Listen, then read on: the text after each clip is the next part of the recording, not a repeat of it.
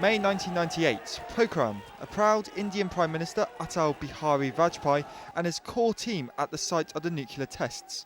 The moment of pride for the nation and its people soon became a point of despair as economic sanctions imposed by the US and other Western powers had a crippling effect. I have decided to impose economic sanctions against India. And whom did the government turn to in its time of need? The expats. Non-resident Indians who were wooed with resurgent Indian bonds, which helped attract more than $4 billion back then. Cut to 2013, taper talk in the US has made investors jittery.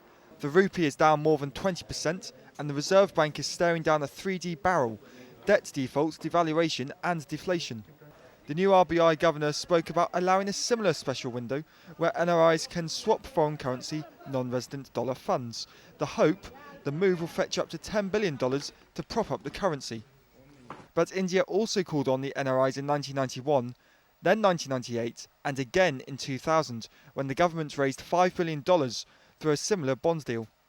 This time around though, history might not be repeating no matter what the NRIs are offered. It is worrying because at the end of the day, India has 25 million people overseas of Indian origin who are a supply of, like last year, $70 billion in capital inflows.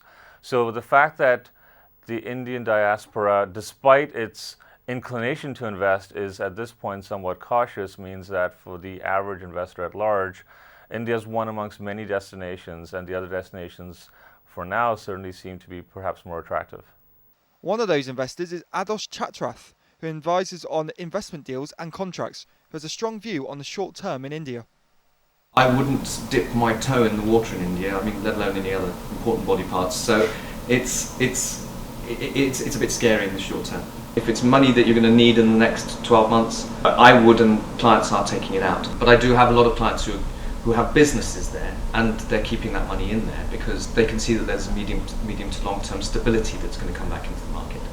Bankers and analysts estimate the government will have to pay between 5 and 6% on domestic dollar deposits for a 5-year period if it wants to lure the NRI money, but there is a stumbling block which will put investors off. To my mind, central to the whole thing is elections.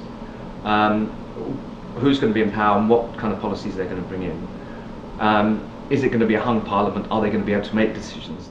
India has long relied on its diaspora to bail it out, but on this occasion, the history books might have to be rewritten. Reuters reporter Tim Hart for ET Now.